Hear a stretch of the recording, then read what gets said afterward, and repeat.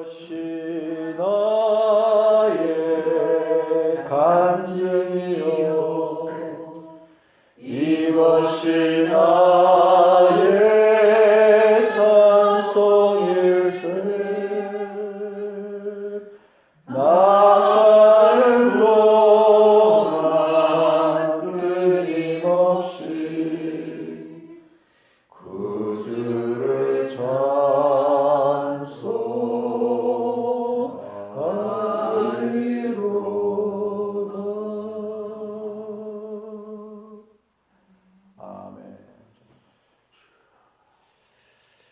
유다서 1장 20절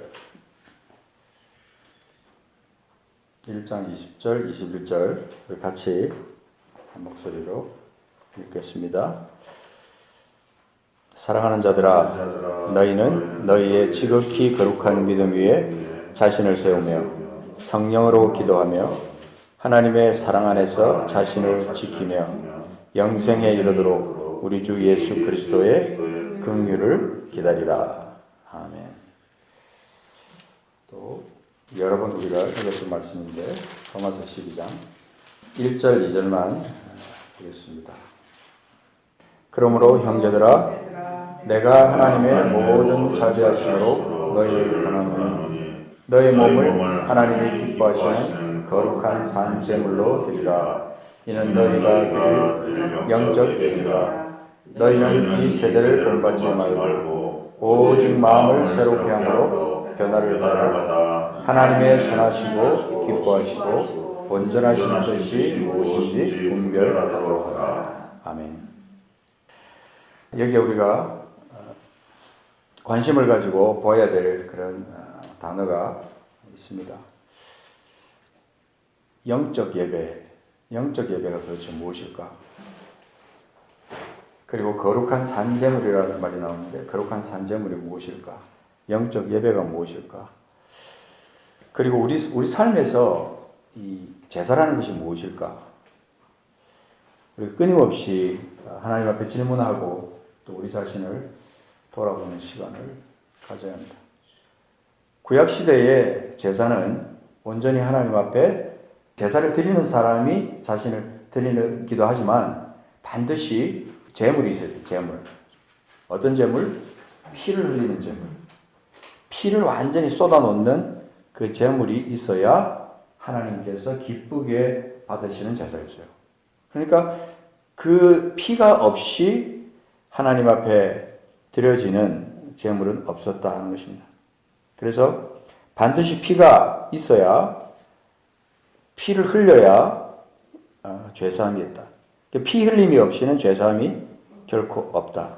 이게 예수 그리스도의 예표예요. 우리를 위해서 완전히 물과 피를 다 쏟으신 예수 그리스도 그분의 예표가 있어요. 그래서 히브리서 9장 22절에 보면 율법을 따라 거의 모든 물건이 피로써 정결하게 되나니 그렇게 말합니다. 피 흘림이 없은즉 사함이 없다. 그렇게 말씀합니다.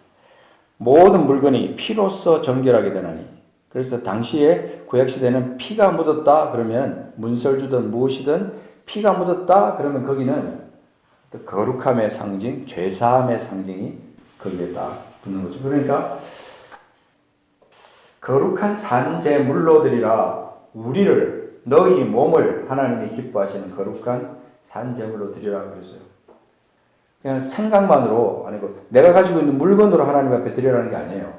내가 가진 돈으로 하나님 앞에 드리라는 것도 아니고 너희 몸을 하나님이 기뻐하시는 거룩한 산제물로 드리라 하는 거죠.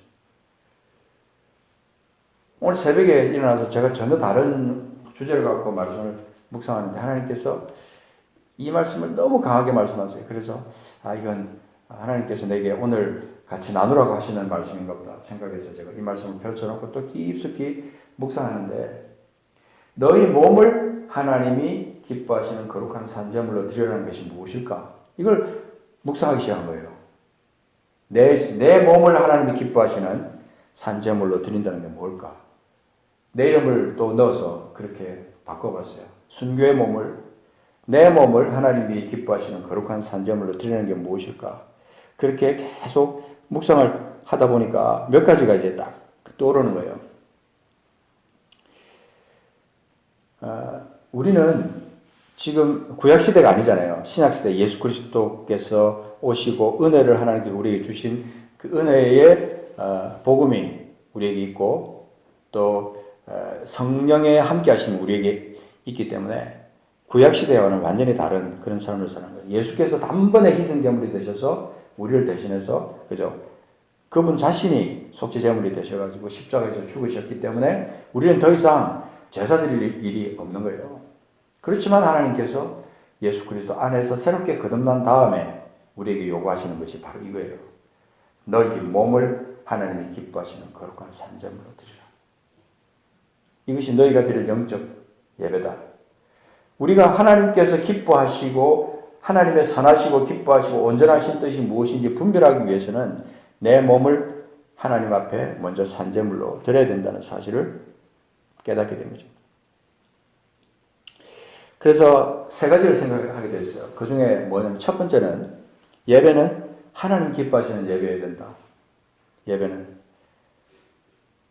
하나님 기뻐하시는 예배여야 된다. 우리가 보통 예배하면 예배당에 가서 드리는 그것을 예배라고 생각한다 이 말입니다. 많은 사람이 모여서 악기를 치고 성도들이 다 같이 모여서 하나님 앞에 예배하는 그것만이 예배다라고 생각을 하는 경우가 많아요. 근데 우리는 오늘 이 시간 우리 몸을 하나님이 기뻐하시는 산제물로 드리는 그 예배가 초점을 맞출 때 그 예배는 하나님이 기뻐하시는 예배가 되어야 된다는 거죠. 바꿔 말하면 자신을 만족케 하는 예배가 아니고 자기 만족, 자기 도취 또는 어떤 자기 기분풀이하는 그런 예배가 아니라 하나님을 기쁘시게 하는 예배가 되어야 된다. 하나님을 떠나는 인생은 그 목표 자체가 하나님을 기쁘시게 하는 게 아니라 자기를 기쁘게 하는 거예요. 결국 돈을 벌고 무슨 행복을 추구하는 모든 것도 다 전부 자기를 위한 게 자기 목적, 자기 성취 그게 항상 목표로 있는 거죠. 그러나 이젠 바꿔야 돼요. 그 삶 자체를 하나님이 기뻐하시는 삶으로 바꿔야 된다. 예배도 그래요. 우리가 함께 드리는 예배도 마치 예배가 하나님 앞에 드려지는 예배보다는 그 엔터테인먼트 같은 그런 예배, 음악 자체도 분위기를 이끌어가는 그런 예배가 아니라 예배 자체가 하나님께 드려지는 예배, 하나님을 기쁘시게 하는 예배가 되어야 된다고 할 때 우리 삶도 마찬가지예요. 우리 삶도. 조심하고 깊이 생각해 봐야 될 것은 내 삶이 지금 하나님을 기쁘시게 하는 삶인가? 삶이 아니에요. 삶이 예배가 되어야 되는 거예요. 삶이 예배예요, 사실은. 예배가 돼야 하나님 기뻐하는 거예요. 삶 자체는 먹고 살고 그냥 목숨을 유지하는 것이 삶일 수 있어요. 그런데 예배는 먹고 사는 그것만이 아니라 영적 예배, 하나님과 영으로 교통하는 그것이 있어야 되는 거예요. 그러니까 그러려면 내 삶 전체가 아침부터 저녁까지 하나님 앞에 영적인 어떤 릴레이션십이 있어야 돼요. 하나님과. 그러려면 영적 릴레이션십 중에 가장 중요한 게 뭐예요? 말씀이에요. 찬양이에요. 교회 와서만이 아니고 집에서, 직장에서, 자기가 살고 있는 환경 가운데서 하나님이 기뻐하시는 그것을 해야 됩니다. 그게 예배고, 예배 가운데는 찬양이고, 말씀이고, 기도고, 그죠? 성령이 온전히 충만하게 역사하시는 그 예배를 하나님 앞에 드릴 수 있어야 되는 거예요. 그렇지 않으면 우리는 하나님이 받으시는 우리 삶을 하나님 앞에 살아드릴 수가 없어요. 그저 하루하루 아침에 일어나서 저녁까지 그냥 먹고 사는 거에다가 초점 맞추고 살면 우리는 저녁이 되면요. 왠지 모르게 공허한 그런 것을 느낄 수 있어요. 왠지 모르게 공허해. 그리고 또 우리가 지금 생각해 보면 2021년이 시작된 지 엊그제 같은데 벌써 한 달이 지나가서 한 달. 순식간에 지나가는 거예요. 이거 참. 어떤 먹고 사는 내 삶에다가 목적만 두고 살면 우리 삶이 결국은 공허해지는 거예요, 공허. 나이가 자꾸 들고, 그죠? 그러면서 뭔가 내가 지금 어떤 데는 왜 살지? 내가 지금 뭘 위해 살지? 예수를 안 믿는 사람 같으면 아무 문제가 없어요. 근데 예수님 안에 있고 거듭난 백성이라면 하나님의 자녀라고 하면 이것이 심각하게 느껴져야 되는 거예요. 내가 왜 살지? 내가 사는 삶이 하나님을 기쁘시게 하는 삶인가? 아니면 나만을 위한 삶인가? 이걸 우리가 늘 생각해야 되는 거죠. 그래야 우리가 하나님께서 기뻐하시는 예배를 드릴 수가 있습니다. 우리 성경에서 히브리서 11장 4절에 보면 우리가 잘 아는 한 사람이 등장합니다. 믿음으로 여기 계속해서 믿음으로 나오죠. 근데 자 4절 가면 믿음으로 아벨은 가인보다 더 나은 제사를 하나님께 드림으로 의로운 자라 하시는 증거를 얻었으니 하나님이 그 예물에 대하여 증언하십니다. 그가 죽었으나 그 믿음으로써 지금도 말하느니라. 그 말은 아벨의 믿음이 얼마나 의미가 있느냐는 거예요. 믿음의 후손들에게 아벨의 믿음이 얼마나 중요하냐. 근데 가인과 아벨이 나올 때 여러분 요한일서 3장 12절 잠깐 한번 찾아가서 보세요. 요한일서 3장 12절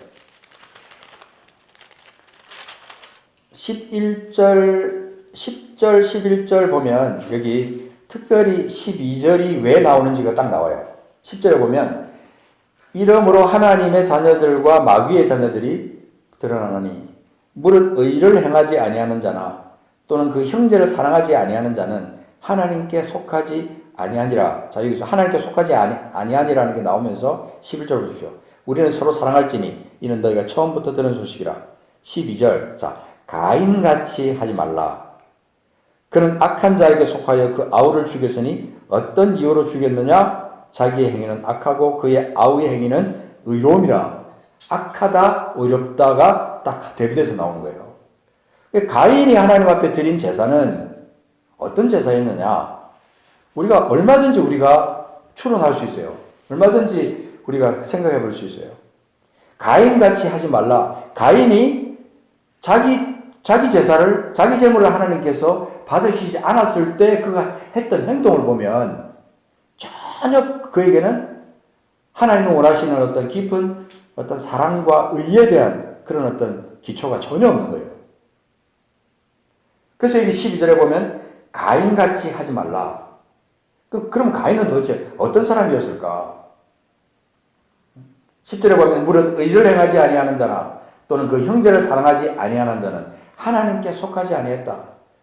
지금 우리는요, 교회를 왔다 갔다 하지만, 우리가 신앙생활을 오래 했다고 하지만, 우리는 이 의를 행하지 아니하고 형제를 사랑하지 않는다면, 하나님께 속하지 않는다는 그 사실을 우리가 확인해야 되는 거예요. 내가 만약에 그렇다면 심각하잖아요. 내가 만약에 그렇다면. 근데 우리는 서로 사랑할지니, 그렇다면 우리가 가인의 그 삶의 모습이 어땠을까? 아벨의 그 삶의 모습이 어땠을까를 짐작할 수 있는 거예요. 아벨이 무슨 피를 흘리는 짐승을 가지고 그렇게 하나님 앞에 제사를 드렸기 때문에 하나님이 받으셨다. 그거는 아닌 겁니다. 그때 당시에는 피를 흘리는 제사에 대한 그 율법이 그때 당시에는 아직 나오기 전이었기 때문에 그렇다라고 볼 수가 없어요. 곡식을 드렸다, 또 짐승을 잡아서 드렸다, 그것이 중요한 게 아니라 어떤 마음을 하나님께 드렸냐는 거예요. 어떤 마음으로. 그의 동기가 어떠냐는 거예요. 그의 마음 바탕이 어떠냐 하는 것을 여기서 정확하게 말해주고 있는 거죠. 그래서 유다서 1장 11절에 보면 제가 그냥 읽어볼게요. 유다서 1장 11절에 보면 이렇게 말했어요. 화 있을진저 이 사람들이여 가인의 길에 행하였으며 삭슬 위하여 발람의 어그러진 길로 몰려갔으며 고라의 계획을 따라 멸망을 받았도다. 발람의 어그러진 길로 갔던 사람들, 그 사람들이 다 멸망을 받았다는 것을 말해주고 있으면서 가인의 길이 도대체 어떤 길이냐는 거예요. 우리 삶이 아무리 화려하게 하나님 앞에 제사를 드리고 재물을 엄청나게 많이 어디서 가져와서 하나님 앞에 엄청난 헌금을 하나님 앞에 드리고 자기 몸을 불사르게 내어준다고 할지라도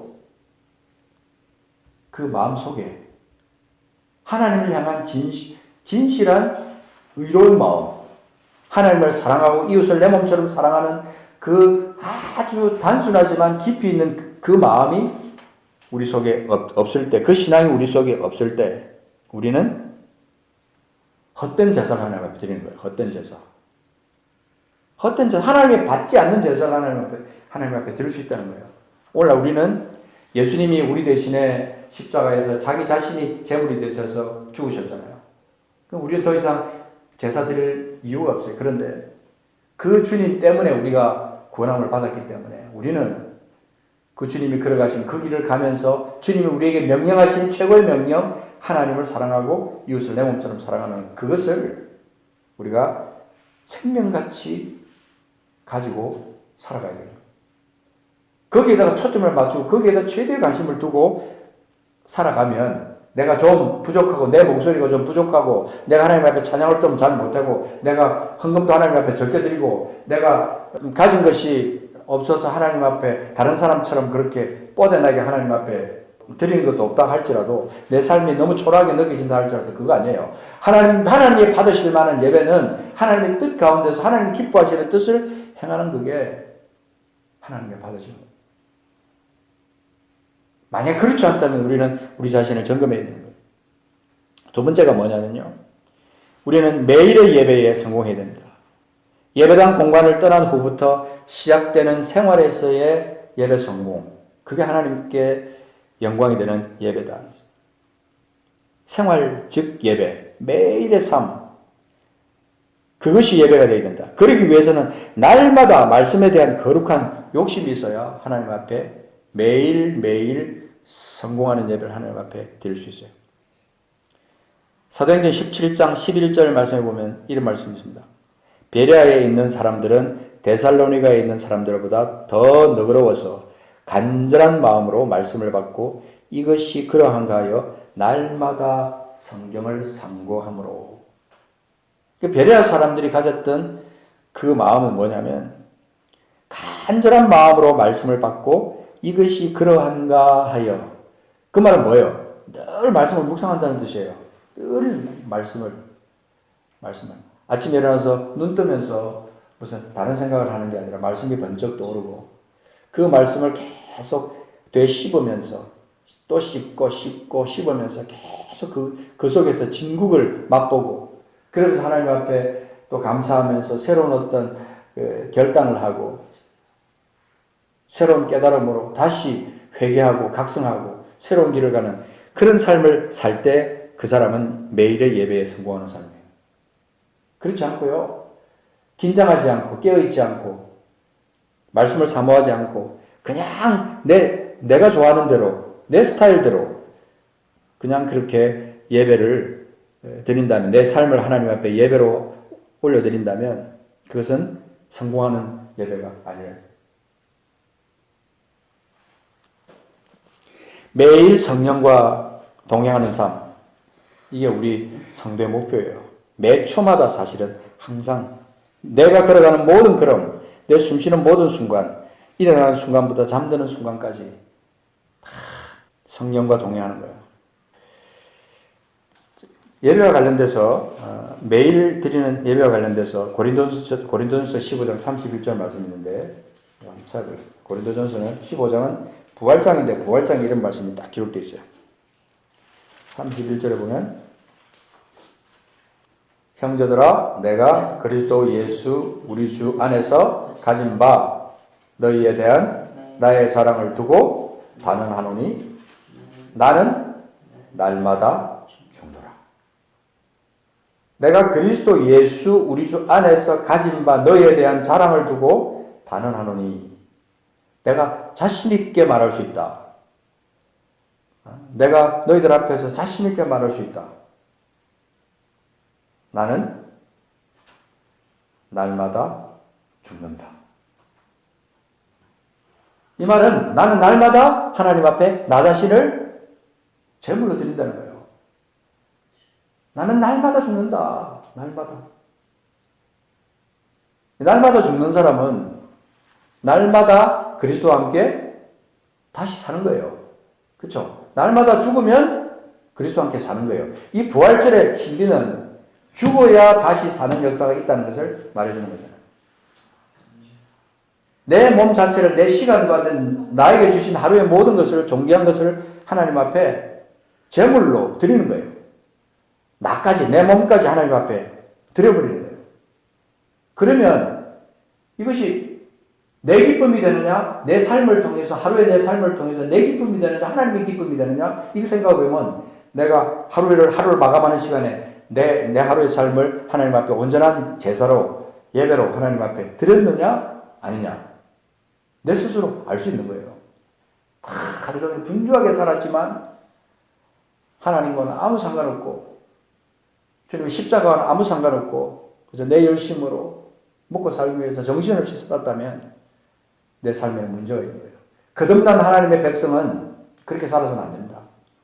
매일 매 순간마다 주님과 동행하면서 내 하루의 삶을 예배로 하나님 앞에 드리면서 그 예배에 반드시 성공해야 돼요. 그러려면 그 하나님의 말씀 기초가 되지 않으면 절대 성공할 수 없어요. 그래서 계속 저희가 암송을 강조하는 거고 하루 아침과 저녁에 꼭 말씀을 묵상하는 거예요. 하나님 앞에 시간을 정해서 우리 전에도 우리가 묵상했지만 적어도 너희가 나와 함께 1시간도 함께 할 수 없느냐? 너희가 1시간도 나와 함께 껴있을 수 없느냐? 그 말씀 우리는 잊지 않고 있습니다. 하나님 앞에 살아있는 제물로 우리가 우리 자신을 드리기 위해서는 반드시 매일의 예배에 성공을 해야 됩니다. 그래야 성령과 동행하는 삶을 살고 성령과 동행하는 삶을 살 때 하나님 앞에 영광이 되고 내가 하는 모든 생각들과 모든 것이 다 하나님의 기쁨이 되는 열매로 하루를 마감하는 시간에 열매를 맺을 수가 있다. 하나님의 영광을 돌리는 거죠. 세 번째 이제 짧게 한번 생각해 볼 것은 우리 자신을 산제물로 드려야 된다. 산제물. 구약 제사의 가장 큰 특징 중 하나는 살아있는 짐승을 잡아서 피를 흘려서 드렸다는 거죠. 그죠? 결국 자신의 삶이 예배가 되고 그 예배가 주님께 영광이 되는 삶이다. 자신의 삶이 예배가 되고 그 예배가 주님께 영광이 되어야 된다.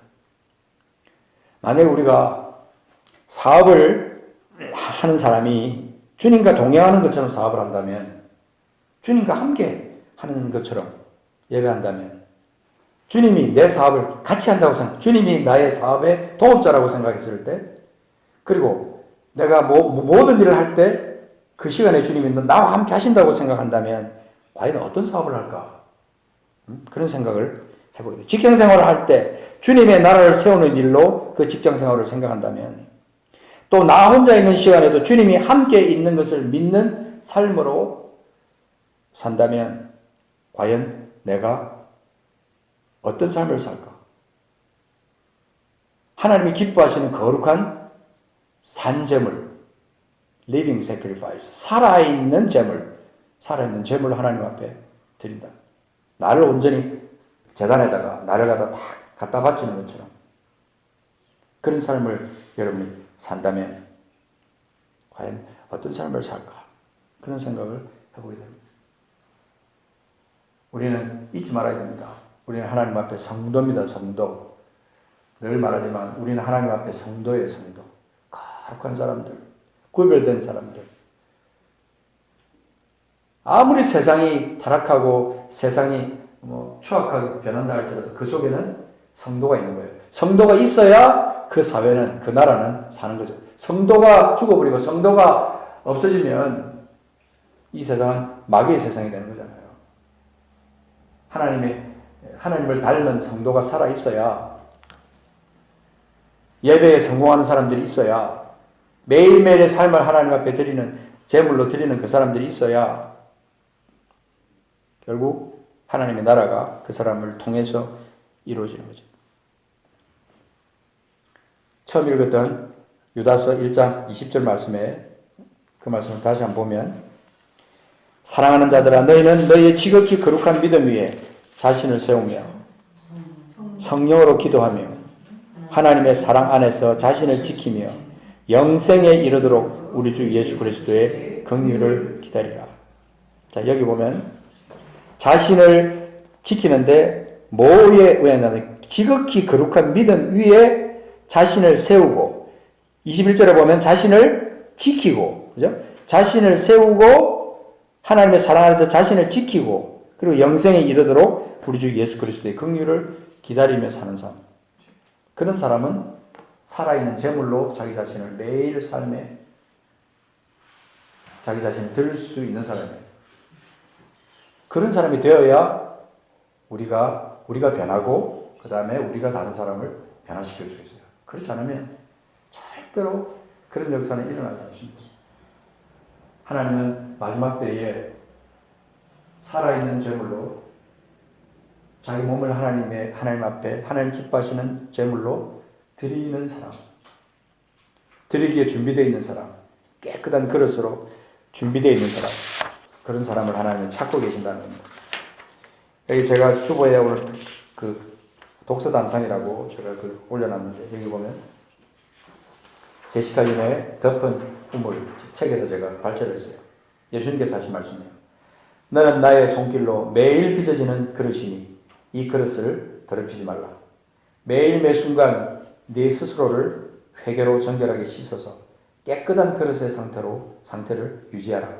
내가 손쉽게 자주 사용할 수 있는 그릇이 되도록 힘쓰라. 그러려면 항상 내 심령이 가난하여 비어 있어야 한다. 교만은 절대로 가난한 심령이 되지 못하게 함을 명심하라. 그릇이 깨끗이 비어 있어야만 내가 원하는 것으로 채워질 수 있다. 오늘 채워졌다고 계속 채워지는 것은 아니다. 너는 매일 내 스스로를 점검해야만 내 그릇이 비어 있을 수 있고 그 이후에 내 영으로 채워질 수 있다. 제물로 하나님 앞에 내 삶 전체를 하나님 앞에 드리는 삶을 사는 것은 어떻게 보면 어려운 것 같지만 또 어렵지도 않아요. 예수님과 함께 한다면. 그렇잖아요. 주님과 함께 날마다 죽고 주님과 함께 다시 사는 삶, 그리고 주님의 기쁨이 되는 삶, 그런 삶을 우리가 하나님 앞에 드릴 때 우리는 언제든지 당당하게 주님께서 우리를 오라고 부르시면 이 땅을 떠나서 갈 수 있는 그런 준비된 사람들이 될 수 있다는 것이죠. 주님의 손으로 나를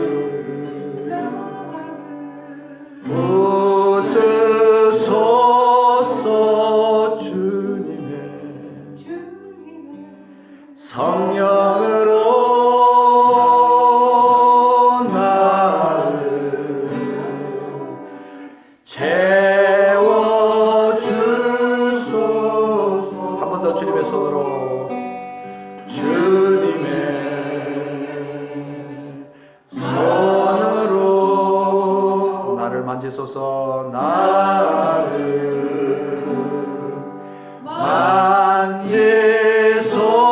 만지소서. 내 삶을 드림으로 주님께 영광 돌리리. 찬양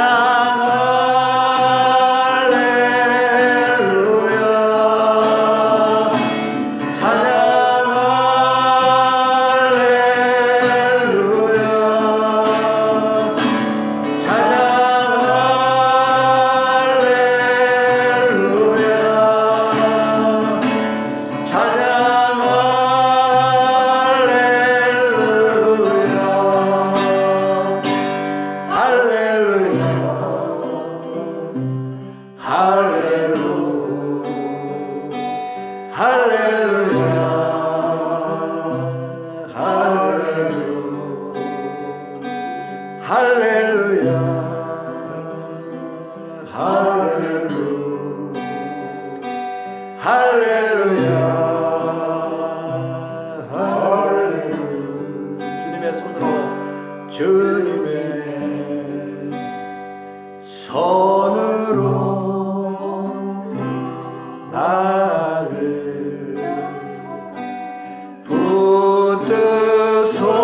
붙드소서. 주님의 성령으로 나를 채워주소서. 주님의 사랑으로, 주님의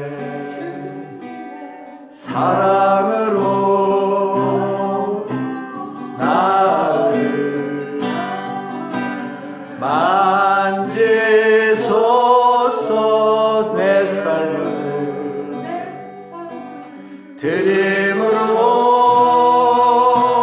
주님께 영광 돌리니 찬양 할렐루야 찬양 할렐루야 아멘 찬양 할렐루야 찬양 할렐루야 찬양 할렐루야 찬양 할렐루야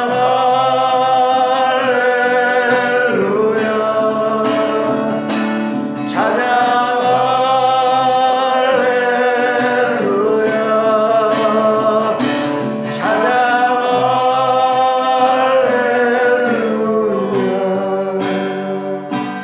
할렐루야 찬양 할렐루야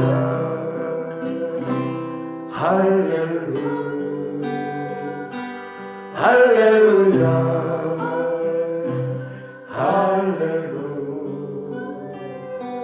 할렐루야 할렐루야 할렐루야 할렐루야 주님 이 시간 감사를 드립니다. 오늘 말씀을 통해서 우리가 우리의 몸을 하나님이 기뻐하시는 산제물로 하나님 앞에 드릴 수 있는 우리 삶이 되기를 소원합니다. 아버지 매일의 삶이 하나님 앞에 드려지는 예배가 되기를 원합니다. 내가 드리는 예배가 내 삶의 예배가 주님이 기뻐하시는 예배가 되게 하여 주옵소서. 살아있는 제물, 하나님이 기뻐 받으시는 제물, 그 제물이 내 삶이 되게 하옵소서. 성령님, 우리 교회를 하나님의 제물로 하나님 앞에 드리기를 원합니다. 우리 한 분 한 분을 하나님의 제물로, 하나님 기뻐하시는 제물로 드리기를 원합니다. 우리 주님께서 나를 위해서 친히 제물이 되셔서 십자가에 죽으신 것처럼 우리가 하나님을 위해서, 이웃을 위해서 제물로 드리는 우리가 되기를 원합니다. 주님의 기쁨이 되기를 원합니다. 아버지, 내 삶을 주님 앞에 드림으로 주님께 영광 돌리는 삶이 되기를 원합니다. 함께하여 주옵소서. 주님 감사합니다.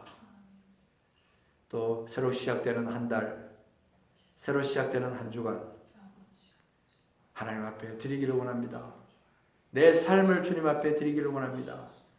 무엇이 내게 문제가 있는지, 무엇이 부족한지, 무엇을 점검해야 되는지, 무엇을 회복해야 되는지 하나님 돌아보게 하옵소서.